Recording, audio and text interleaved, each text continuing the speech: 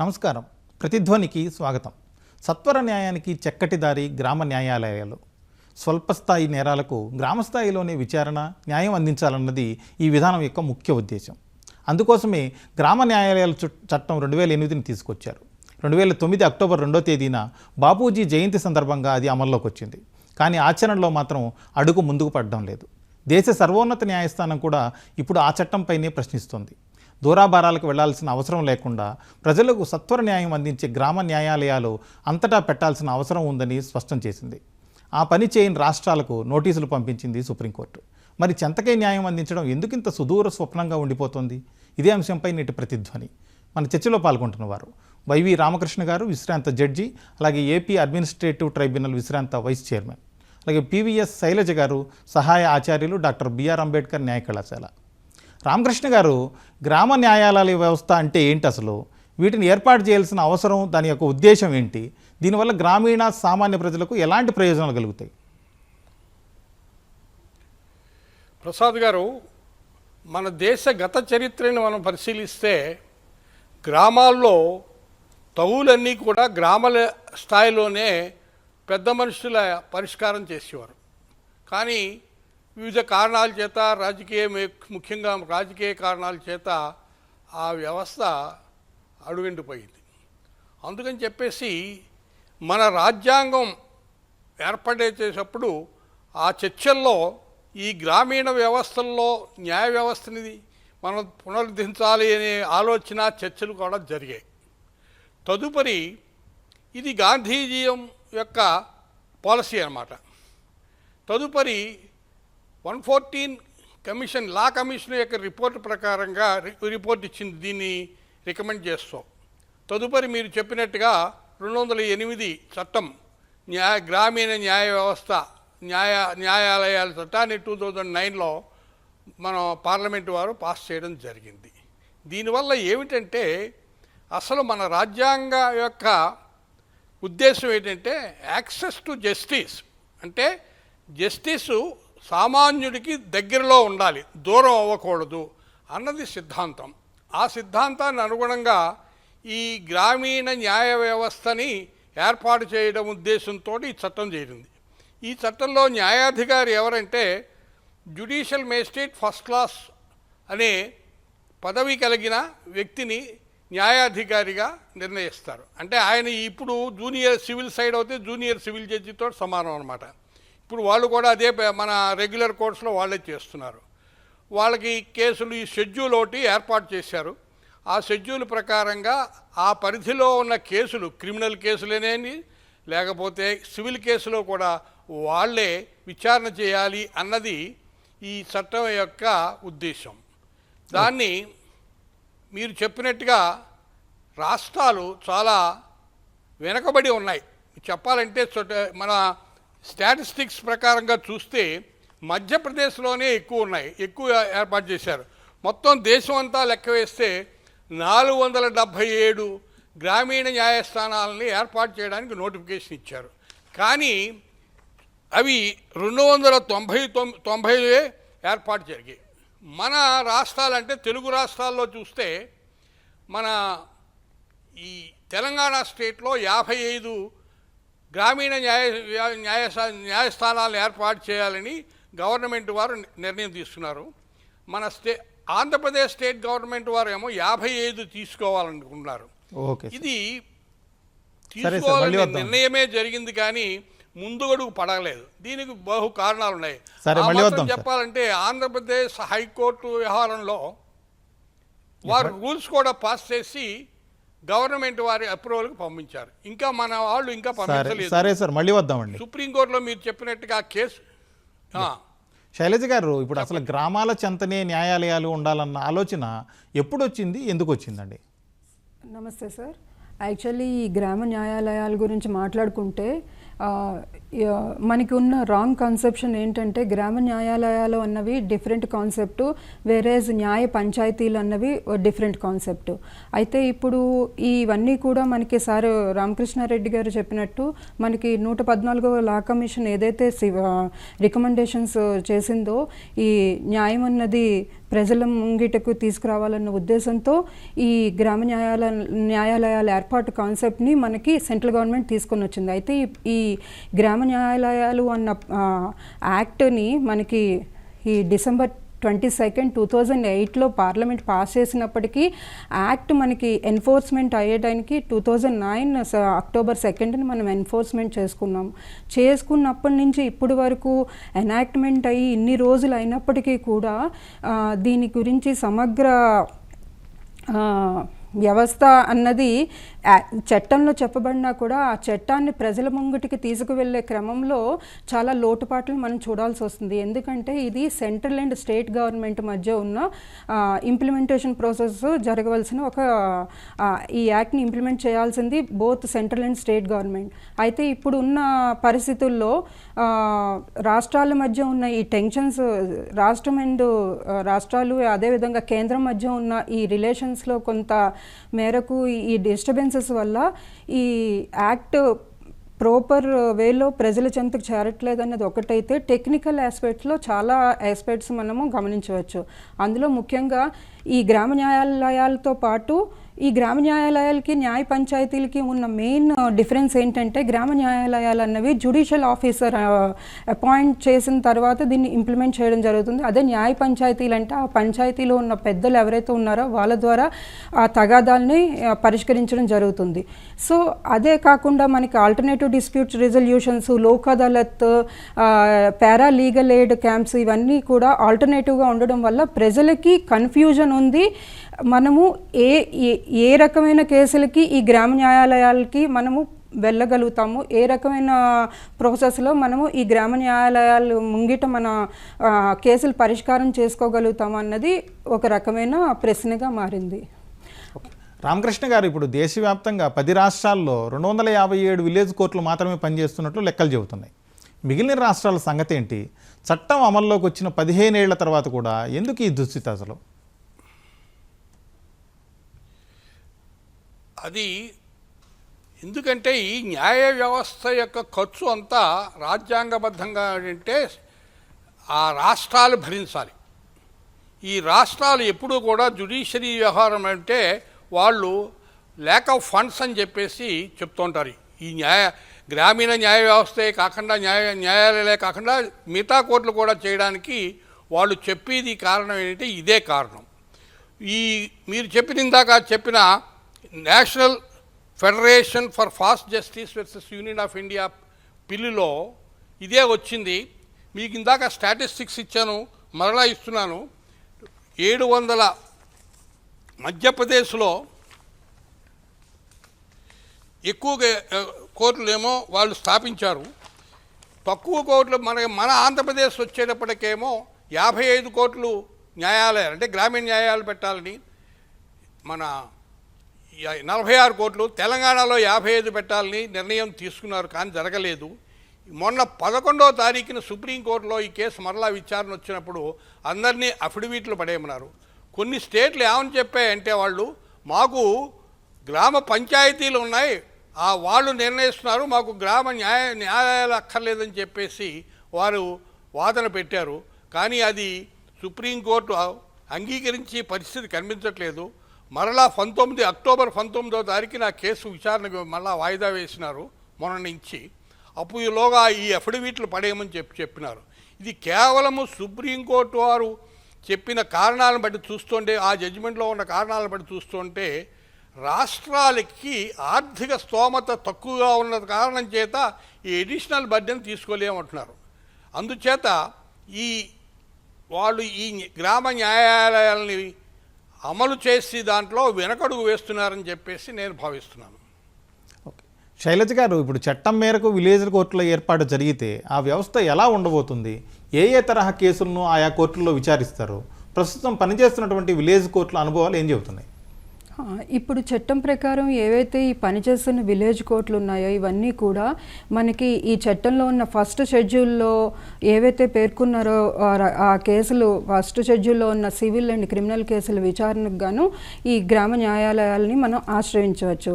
అయితే అదే కాకుండా ఈ గ్రామ న్యాయాలయాలు ఇప్పుడు వరకు పనిచేస్తున్న తీరును మనం పరిశీలిస్తే దీనికి ఒక న్యాయాధికారి he is a cadre of first class magistrate క్యాడర్లో ఆయన్ని అపాయింట్ చేయడం జరుగుతుంది. అతనితో పాటు ఇతర తదితర సిబ్బందిని కూడా మనము అపాయింట్ చేసుకోవచ్చు. అదేవిధంగా ఈయన ఇచ్చిన ఏవైతే ఈ గ్రామ న్యాయాలయాలు ఇచ్చిన తీర్పులు ఏవైతే ఉంటాయో వాటి గురించి ఎపీల్కి గాను మనము సెషన్స్ కోర్టుకి ఆశ్రయించవచ్చు. అయితే వన్స్ ఒకసారి మనం ఎపీల్కి సెషన్స్ కోర్టుకి వెళ్ళిన తర్వాత అది ఫైనల్ అవుతుంది. దాని మీద మళ్ళీ ఎపీల్ వెళ్ళడానికి లేదు, లైక్ రెగ్యులర్ కోర్ట్స్ లాగా. ఈ రకంగా చేయటం వల్ల ఏంటంటే హైకోర్టుకు ఉన్న కేసు పెండెన్సీని మనం కొంతవరకు తగ్గించవచ్చు. అయితే ఈ విధంగా తగ్గించవచ్చు అన్న కాన్సెప్ట్ని పక్కన పెడితే ఈ గ్రామ న్యాయాలయాల అమల్లో ఉన్న మేజర్ డ్రాబ్యాక్ ఏంటంటే ఇన్ఫ్రాస్ట్రక్చర్ ఫెసిలిటీస్. సో ఇక్కడ మనం పరిశీలిస్తే గ్రామ న్యాయాలయాల్లో 70% central government as well as 30% state government మనకి recurring and non recurring expenditure కింద రెండు రకాలుగా చెప్పుకుంటాం. అంటే ఫస్ట్ ఎస్టాబ్లిష్ చేసేటప్పుడు 18 lakhs వరకు పరిమితి వరకు కేంద్ర ప్రభుత్వం సహాయం చేస్తుంది ఈ గ్రామాల్లో ఈ గ్రామ న్యాయ వ్యవస్థను ఏర్పాటు చేసుకుందికి. వన్స్ ఒకసారి ఏర్పాటు చేసిన తర్వాత మొదటి 3 ఏళ్లకు గాను central government and state government కొలాబరేషన్తో మనకి 3.2 lakhs వరకు సెంట్రల్ గవర్నమెంట్ దీనికి ఎక్స్పెండిచర్కి గాను ఖర్చులకు గాను ఇవ్వడం జరుగుతుంది. అయితే ఈ విధంగా ఇచ్చిన తర్వాత 3 ఏళ్ల తర్వాత నుంచి స్టేట్ గవర్నమెంట్స్ వాటి ఓన్గా వాటిని రన్ చేసుకోవాల్సిన పరిస్థితి వస్తుంది. అయితే దీన్ని పరిశీలిస్తే ఈ గ్రామ న్యాయాలయాలే కాకుండా మనకి ప్రస్తుతం ఉన్న ఫాస్ట్ ట్రాక్ కోర్ట్స్ కూడా ఇవన్నీ మెయిన్ ఉద్దేశం ఏంటంటే సత్వర న్యాయం అన్న కాన్సెప్ట్ని ప్రజల ముందుకు తీసుకుపోవాలి.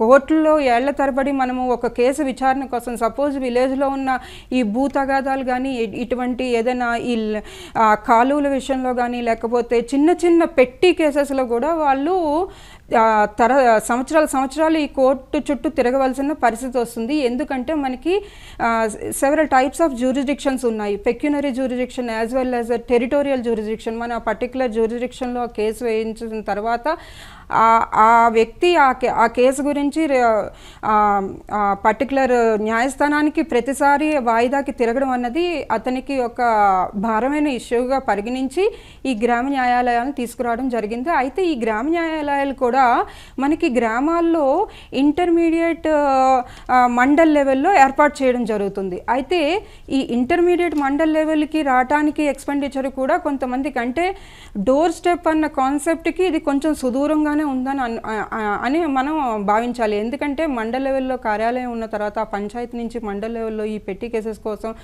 రావడం అనేది ఒక కాన్సెప్ట్ అయితే, అదే కాకుండా ఈ ఎవరైతే ఈ న్యాయాధికారి గారు చెప్పుకోబడతామో ఆయన రెగ్యులర్ బేసిస్ మీద అపాయింట్ చేయడం జరగదు. రామకృష్ణ గారు, అసలు ప్రపంచవ్యాప్తంగా ఎక్కడైనా ఇలాంటి గ్రామ న్యాయాలయాలు లేదా ప్రజల వద్దకే న్యాయం తీసుకొచ్చేటువంటి వ్యవస్థ ఉందా? అట్లాంటి ఎగ్జాంపుల్స్ ఏమైనా చెప్పగలరా? లేకపోలేదండి. కొన్ని దేశాల్లో ఇలాంటివి ఉన్నాయి. కానీ వాటిలో వివిధమైన అంటే మిగతా పేర్లతోటి ఉన్నాయి. కంట్రీ కోడ్ లేకపోతే కస్టమరీ కోడ్స్ అని ట్రెడిషనల్ కోడ్స్ అనే పేర్లతో ఉండదండి. చైనాలో ఉంటే village committees of mediation committees ఉన్నాయి. సౌత్ ఆఫ్రికాలో ఏమో అలాంటిదే ఉంది. ఇండియాలో మనకు ఇప్పుడు వస్తుంది. బంగ్లాదేశ్లో యూనియన్ పరిషత్స్ అనే పేరుతో ఉన్నాయి. కెన్యాలో విలేజ్ ఎల్డర్స్ కోర్ట్స్ అని కొన్ని ఉన్నాయి.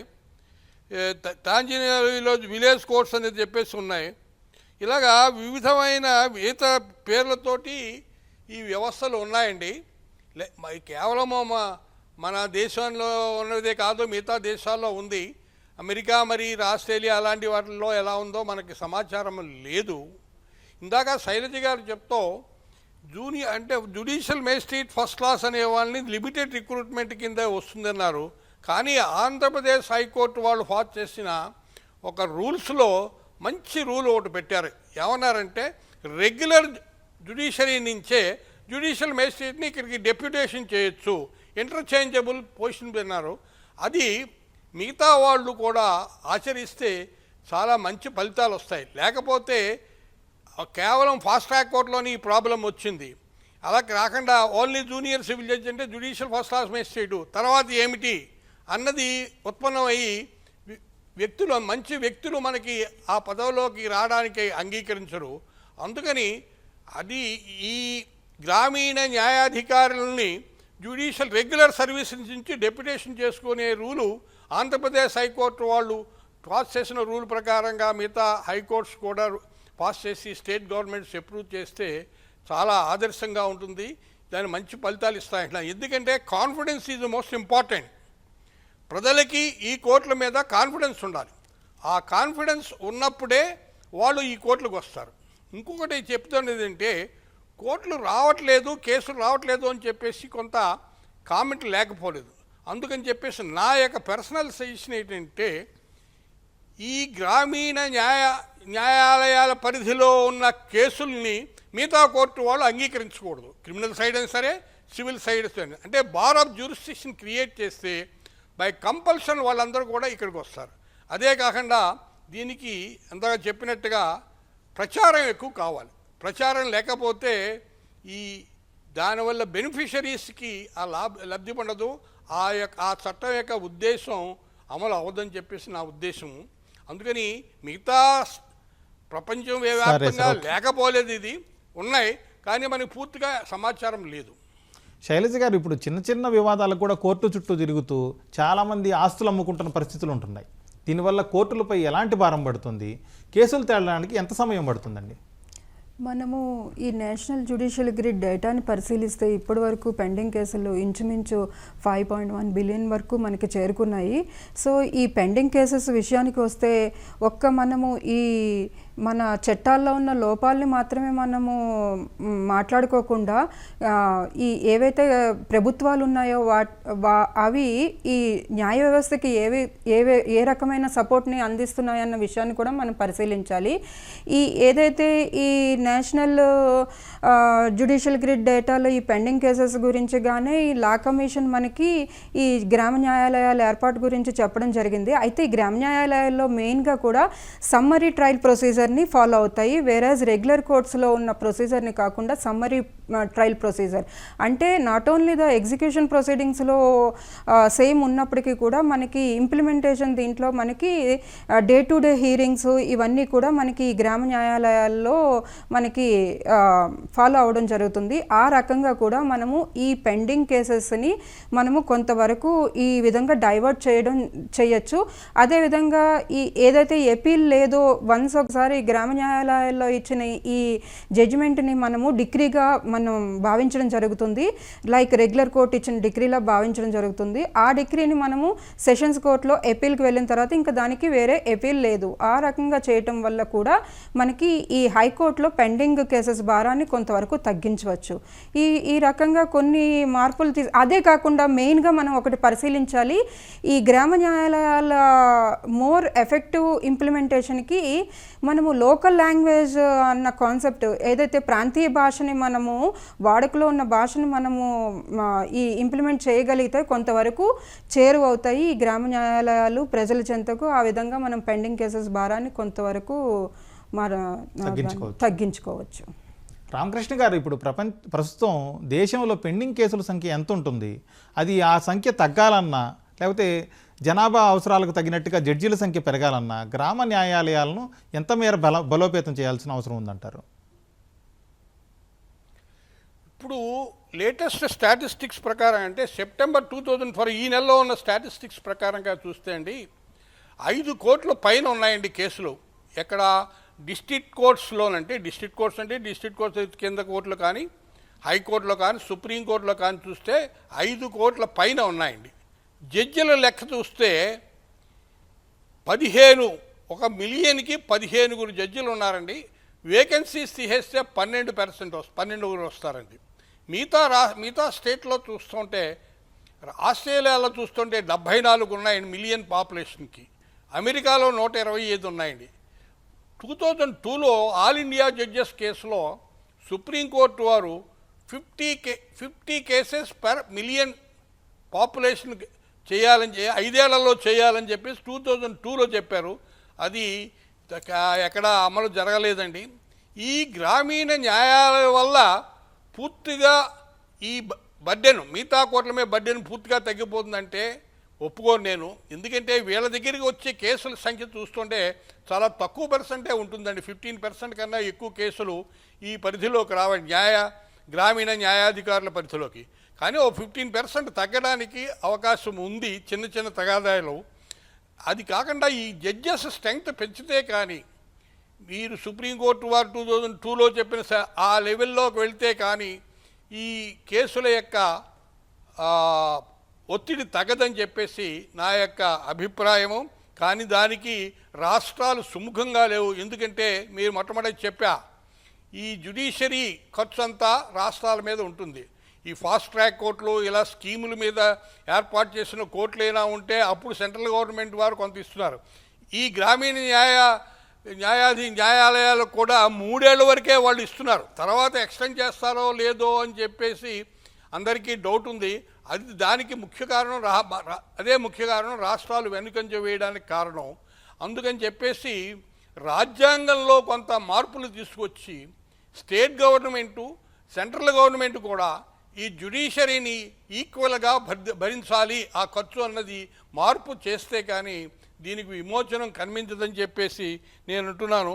ఇవాళ చూస్తుంటే క్రిమినల్ కేసెస్ 3,44,000 ఉన్నాయి, 3,44,000 ఉన్నాయండి. ఇలాగా పెరుగుతోంది తప్పితే తరగట్లేదండి. అందుకని ప్రతివాడు కోర్టుల్లో డిలే అయిపోతుంది అని అనుకుంటారు, కానీ అసలు కారణం ఏమిటో చాలామందికి తెలియదు. వాయిదాల వల్ల కోర్టులు వాయిదాల కేసులు పెరిగిపోతున్నాయనే దురభిప్రాయం చాలామందికి ఉంది. అది కాదంటే ఏంటంటే వేడి నీళ్ళకి చన్నీళ్ళు సాయం. రామకృష్ణ గారు సరేనండి. గ్రామీణ న్యాయాలయాలు శైలజ గారు, ఇప్పుడు ఆలస్యం అయ్యే న్యాయం అన్యాయంతోనే సమానం అన్నది చాలామంది చెప్పే మాట.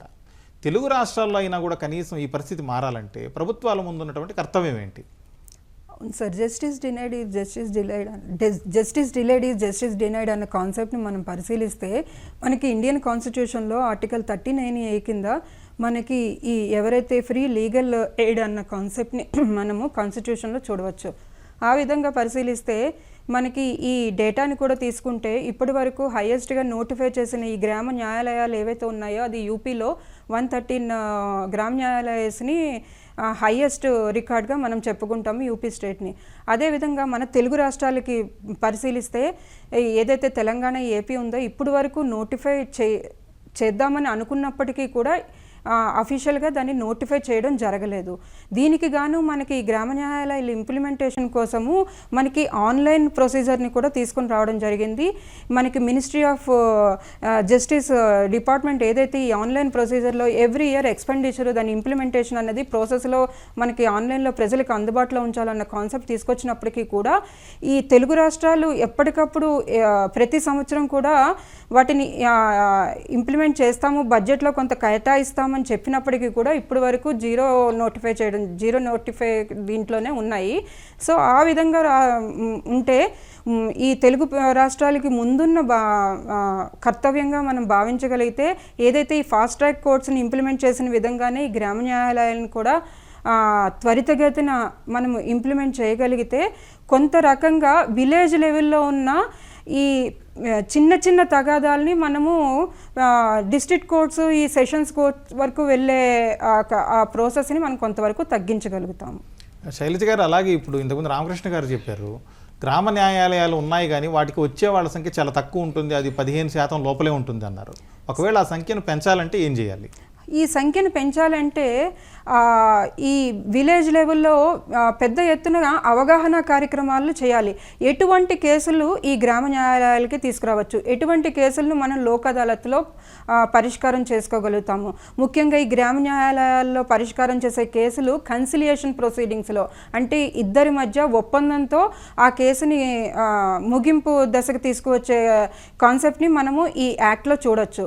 ఆ విధంగా ప్రజలకి పెద్ద ఎత్తున అవగాహన కార్యక్రమాలు చేయాలి. అయితే అది ప్రభుత్వం వల్ల సాధ్యమా అంటే ప్రభుత్వము ఇతర ఈ ప్రజా సంఘాలు కానీ స్టూడెంట్ సపోర్ట్తో కానీ లేకపోతే విద్యాలయాల సపోర్ట్తో కానీ ఉన్న ఈ ఎవరైతే ఇంటర్న్స్ ఉన్న న్యాయ విద్యార్థులు ఎవరైతే ఉంటారో వాళ్ళకి ఈ గ్రామాల్లో వీళ్ళకి పెద్ద ఎత్తున ఈ న్యాయ పంచాయతీల గురించి ఈ గ్రామ న్యాయ పంచాయతీల గురించి న్యాయ వ్యవస్థ గురించి మనం చెప్పగలిగితే కొంతవరకు వీటిని ఇంప్లిమెంట్ చేయగలుగుతామని నా ఉద్దేశం. ఓకే, ఇది ఇవాళ ప్రతిధ్వని.